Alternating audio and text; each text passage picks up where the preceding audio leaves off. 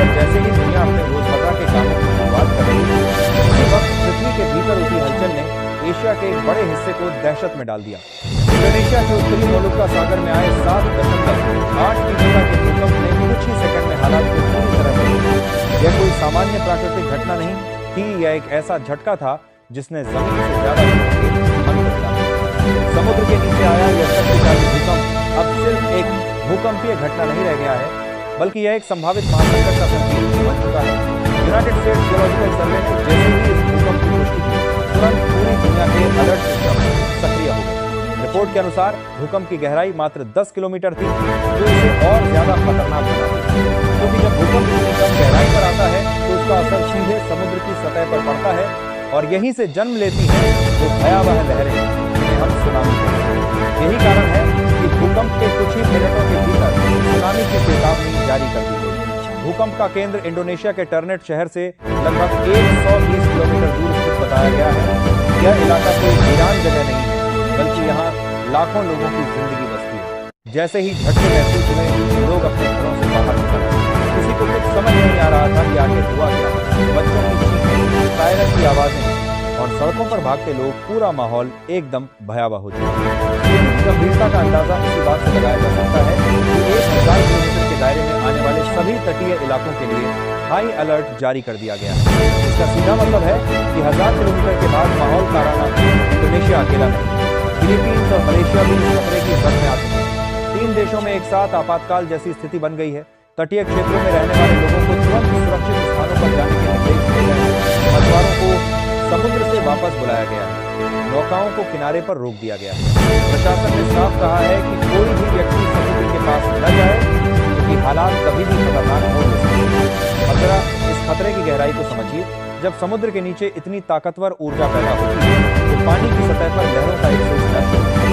ये लहरें समुद्र के बीच में सामान्य लग सकती हैं, लेकिन जैसे जैसे ये किनारे के करीब आती हैं, इनकी ऊंचाई कई गुना बढ़ जाती है और जब ये लहरें जमीन से टकराती हैं तो अपने साथ सब कुछ बहा ले जाती है। घर, सड़कें, गाड़ियां और इंसानी। सबसे डरावनी बात यह है कि सुनामी आने से पहले समुद्र का पानी अचानक पीछे हटता है। यह एक चेतावनी होती है, लेकिन कई बार लोग इसे समझ नहीं पाते। इसलिए इस बार प्रशासन बार बार लोगों को जागरूक कर रहा है कि अगर समुद्र का पानी पीछे जाता दिखे तो तुरंत उसकी जगह की तरफ भागें। इंडोनेशिया का यह इलाका दुनिया के सबसे संवेदनशील भूकंपीय क्षेत्रों में आता है। रिंग ऑफ फायर के भीतर स्थित होने के कारण यहाँ टेक्टोनिक प्लेट्स लगातार टकराती रहती हैं। यही वजह है कि यहाँ भूकंप और सुनामी के ज्वालामुखी गतिविधियां आम हैं, लेकिन हर बार इनका असर अलग होता है और इस बार जो संकेत मिल रहे हैं वो सामान्य नहीं है।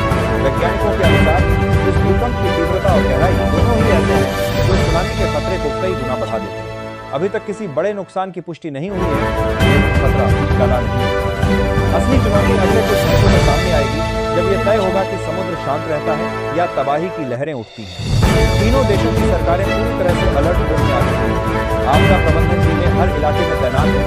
सेना और नौसेना को भी तैयार रखा गया है। हेलीकॉप्टर और ड्रोन के जरिए समुद्र और तटीय क्षेत्रों की निगरानी की जा रही है। हर अपडेट पर नजर रखी जा रही है, क्योंकि एक छोटी सी चूक भी भारी पड़ सकती है। लेकिन इस पूरे संकट का असर सिर्फ इन 3 देशों तक सीमित नहीं रहने वाला। इसका असर वैश्विक स्तर पर भी पड़ सकता है और भारत भी इससे अछूता नहीं रहेगा। लेकिन इस पहलू को हम अगले भाग में विस्तार से समझेंगे। फिलहाल सबसे बड़ी बात यह है कि 3 देशों के करोड़ों लोग इस वक्त डर के साए में जी रहे हैं। हर किसी की नजर समुद्र पर टिकी है। क्या लहरें उठेंगी या नहीं? क्या तबाही आएगी या टल जाएगी? इन सवालों के जवाब अभी किसी के पास नहीं। दुनिया पहले ही युद्ध, महंगाई और अस्थिरता से जूझ रही है और अब यह प्राकृतिक संकट एक नई चुनौती बनकर सामने आया है। यह सिर्फ एक भूकंप नहीं, बल्कि एक चेतावनी है कि प्रकृति के सामने इंसान आज भी कितना असहाय है। इस बड़ी खबर पर हर अपडेट पाने के लिए वीडियो को लाइक करें, चैनल को सब्सक्राइब करें और इसे ज्यादा से ज्यादा शेयर करें, ताकि हर कोई इस जरूरी जानकारी से अपडेट रहे। तटीय इलाकों में रहने वाले लोगों के लिए यह समय सबसे ज्यादा चुनौतीपूर्ण है।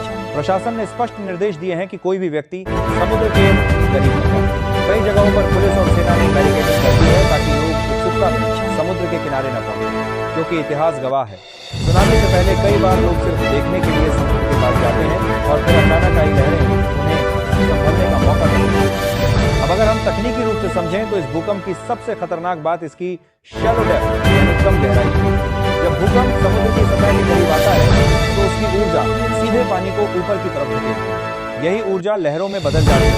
वैज्ञानिकों के मुताबिक अगर यह ऊर्जा पूरी तरह से रिलीज होती है तो लहरों की ऊंचाई कई मीटर तक पहुंच सकती है, और अगर ये लहरें तट से टकराती हैं तो उनके सामने कुछ भी टिक नहीं पाएगा। इंडोनेशिया के उत्तरी मालुकू क्षेत्र में पहले भी कई बार भूकंप आए हैं, लेकिन हर बार उनका प्रभाव अलग रहा है। इस बार की स्थिति इसलिए ज्यादा संवेदनशील मानी जा रही है क्योंकि यह इलाका कई टेक्टोनिक प्लेट्स के जंक्शन पर स्थित है।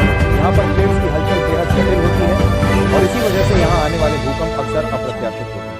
अब बात करते हैं इस पूरे संकट के वैश्विक असर। यह सिर्फ एक स्थानीय आपदा नहीं बल्कि इसका प्रभाव अंतर्राष्ट्रीय स्तर पर भी पड़ सकता है।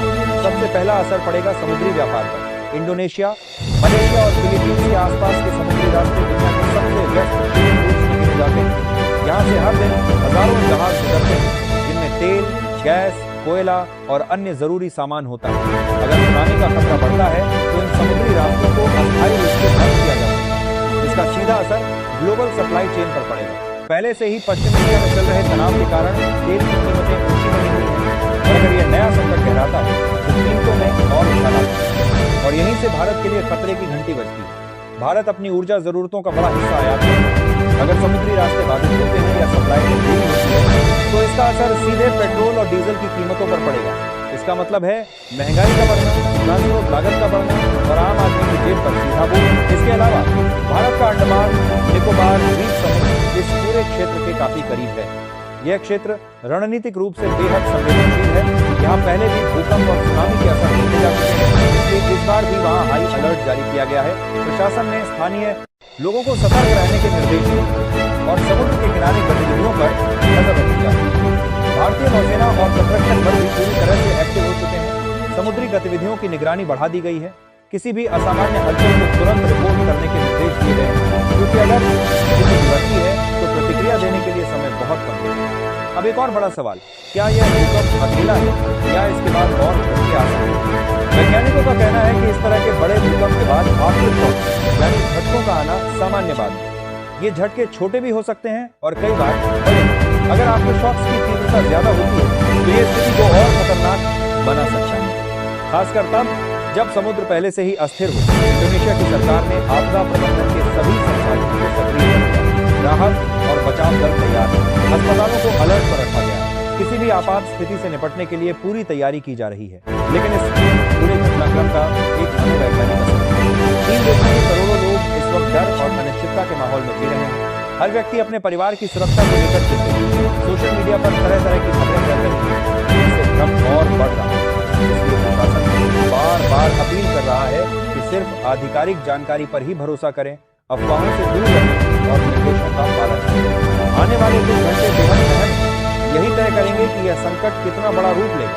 अगर बाहर समुद्र शांत रहता है तो यह एक बड़ी राहत है, लेकिन अगर लहरें उठती हैं तो स्थिति पूरी तरह बदल जाती है। दुनिया इस वक्त एक और परीक्षा के दौर से गुजर रही है, जहां प्रकृति और इंसान दोनों आमने सामने हैं, और इस बार मुकाबला बेहद खतरनाक है। वैज्ञानिकों ने साफ चेतावनी दी है कि इस तरह के बड़े भूकंप के बाद समुद्र का व्यवहार कई घंटों तक अस्थिर रह सकता है। आफ्टर शॉक यानी छोटे छोटे झटके लगातार दर्ज किए जा रहे हैं।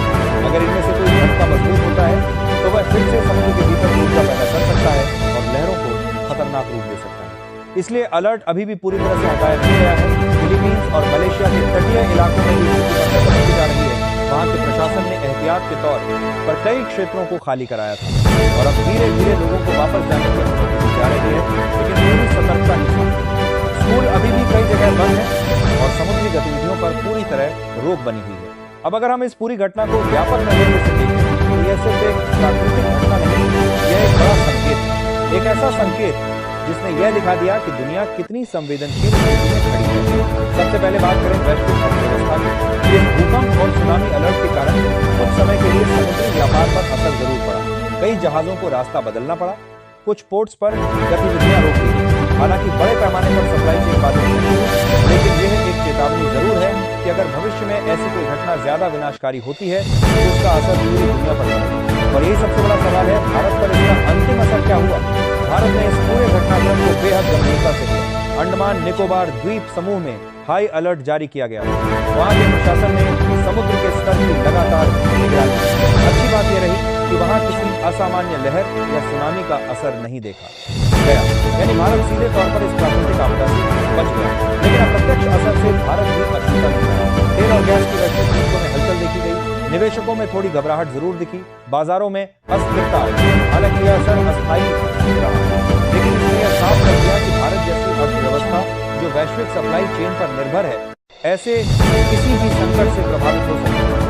भारतीय नौसेना और तटरक्षक बल ने इस दौरान अपनी तैयारियों को और मजबूत किया। यह पूरा घटनाक्रम उनके लिए एक रियल टाइम ड्रिल जैसा साबित हुआ, जहां उन्होंने अपनी प्रतिक्रिया क्षमता को बढ़ाया।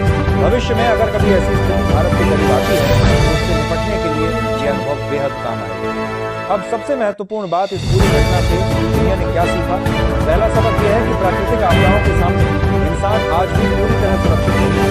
तकनीक कितनी भी आगे बढ़ जाए, लेकिन प्रकृति का एक झटका सब कुछ बदल सकता है। दूसरा, समय पर चेतावनी और सही तैयारी कितनी जरूरी है। इस बार अगर तुरंत अलर्ट जारी नहीं होता, अगर लोगों को समय रहते सुरक्षित जगहों पर नहीं भेजा जाता, तो नुकसान का स्तर कहीं ज्यादा हो सकता है। तीसरा, अंतर्राष्ट्रीय सहयोग की अहमियत। इस पूरी घटना में कई देशों और एजेंसियों ने मिलकर काम किया। डेटा शेयरिंग, मॉनिटरिंग और चेतावनी प्रणाली ने मिलकर एक बड़े खतरे को काफी हद तक नियंत्रित किया। लेकिन सबसे बड़ा सवाल अभी भी बाकी है, क्या यह खतरा यही खत्म हो गया है?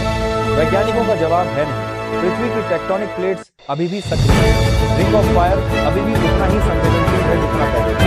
इसका मतलब है कि भविष्य में भी ऐसे झटके आ सकते हैं, इसलिए सतर्कता ही सबसे बड़ा हथियार है। आज समर की अरमानी का बाता है, बाजार में ना तो बाई बार में कमाल चीजें आई है।